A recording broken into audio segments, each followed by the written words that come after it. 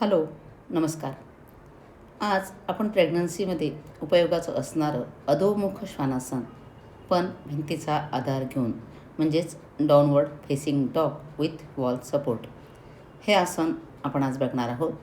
ते कसं करायचं, त्याचे फायदे काय आहेत, हे आपण आजच्या भागामध्ये इथे बघूया. भिंतीच्या जवळ उभं राहा. दोन्ही हात भिंतीवर खांद्याच्या रेषेमध्ये किंवा खांद्यापेक्षा थोडे वर ठेवा. हळूहळू पाय मागे घ्या. जोपर्यंत तुमचा पाठीचा कणा जमिनीला समांतर होत नाही तेवढं मागे जा. कंबर मागे ढकला आणि छाती जमिनीच्या दिशेने थोडी खाली दाबा. गुडघे थोडे वाकलेले ठेवू शकता. दीर्घ श्वास घ्या आणि सोडा. 30 सेकंद ते 1 मिनिट या स्थितीत तुम्ही थांबवू शकता. आसन सोडताना सावकाश पाय भिंतीच्या दिशेने पुढे आणा आणि मग सरळ उभं राहा. यासाठी कोणती काळजी घ्यायची असते तर हे आसन करण्यापूर्वी नेहमी डॉक्टरांचा किंवा योगतज्ञांचा सल्ला घेतला पाहिजे. पोटावर ताण येईल असं कुठलंही आसन टाळलं पाहिजे.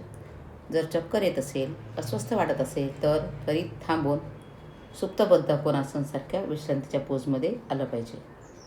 गरोदरपणाच्या 3ऱ्या तिमाहीमध्ये म्हणजेच 3rd ट्रायमेस्टरमध्ये हे आसन करताना जास्त काळजी घेऊन करावं लागेल.